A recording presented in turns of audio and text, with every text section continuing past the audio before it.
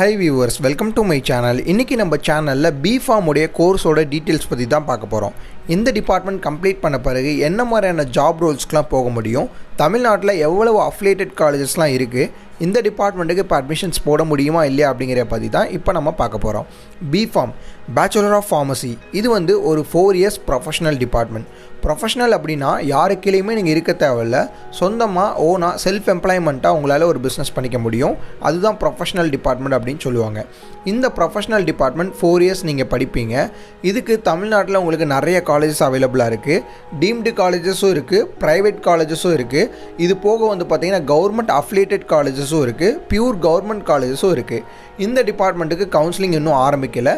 But deemed காலேஜில் நீங்கள் admissions போட்டிங்க அப்படின்னா நிறைய காலேஜில் அட்மிஷன்ஸ் போயிட்டுருக்கு. ஸோ இதுக்கப்புறமே பிஃபார்முக்கு நிறைய டீம்டு காலேஜஸில் உங்களால் அட்மிஷன்ஸ் போட்டுக்க முடியும்.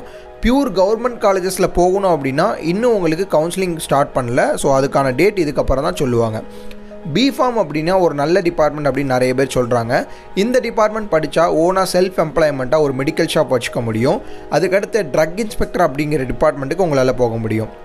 ட்ரக் இன்ஸ்பெக்டர் அப்படின்னா ஒரு சிட்டிக்கு, அதாவது ஒரு சிட்டி மீன்ஸ் ஒரு சின்ன கிராமம், ஒரு வில்லேஜ் இருக்குது அப்படின்னா அந்த வில்லேஜில் ஒரு டிஸ்ட்ரிக்ட்டுக்கே வந்து பார்த்திங்கன்னா 2-3 ட்ரக் இன்ஸ்பெக்டர் மட்டும்தான் அலாட்மெண்ட் பண்ணுவாங்க.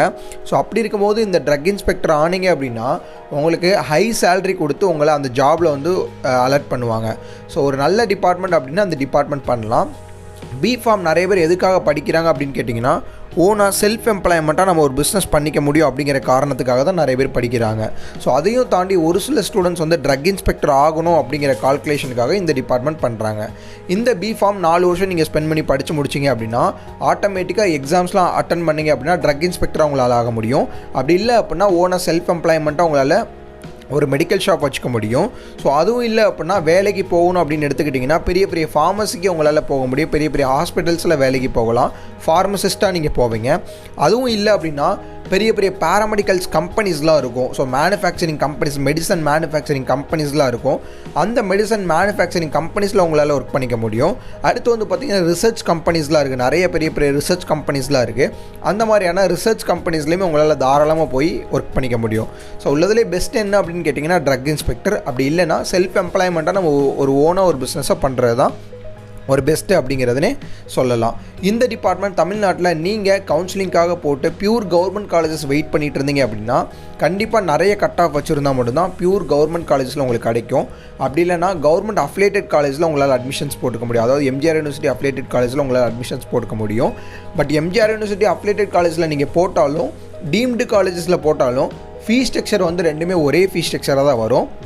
ஸோ நீங்கள் பியூர் கவர்மெண்ட் காலேஜுக்கு வெயிட் பண்ணிகிட்டு இருக்கீங்க அப்படின்னா உங்களுக்கு கவர்மெண்ட்டில் கிடைக்குமா இல்லையா அப்படிங்கிறத உங்கள் கட் ஆஃப் மூலயமா நீங்கள் தெரிஞ்சுக்கலாம். இன்கேஸ் கிடைக்காது அப்படிங்கிற நம்பிக்கை உங்களுக்கு இருந்துச்சு அப்படின்னா இப்போவே நீங்கள் ப்ரைவேட்டில் ஒரு காலேஜில் போய் அட்மிஷன்ஸ் போட்டுக்கலாம். இன்கேஸ் தமிழ்நாட்டில் எந்தெந்த காலேஜஸ்லாம் ஸ்டாண்டர்டாக இருக்கும், எந்த காலேஜில் பிஃபார்ம் படித்தா நல்ல ஸ்கோப் இருக்கும் அப்படிங்கிறது தெரியல அப்படின்னா கீழே உள்ள நம்பருக்கு இப்போவே கால் பண்ணுங்கள்.